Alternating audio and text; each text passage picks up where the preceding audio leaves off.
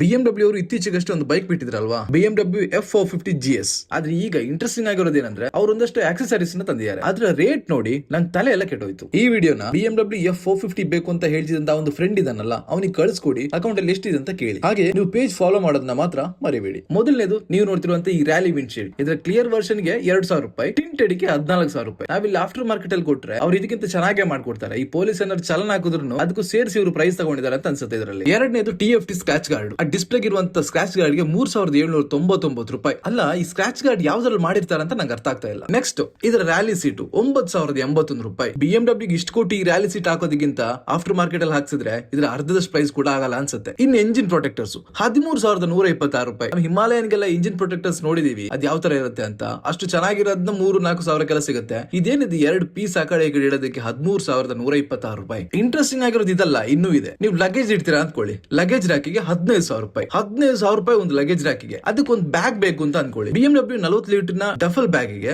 84,100 ರೂಪಾಯಿ. ಅಲ್ಲ, 84,100 ರೂಪಾಯಿಗೆ ಒಂದು ಇಂಟರ್ನ್ಯಾಷನಲ್ ಟ್ರಿಪ್ ಹೋಗಿ ಬರ್ಬೋದು.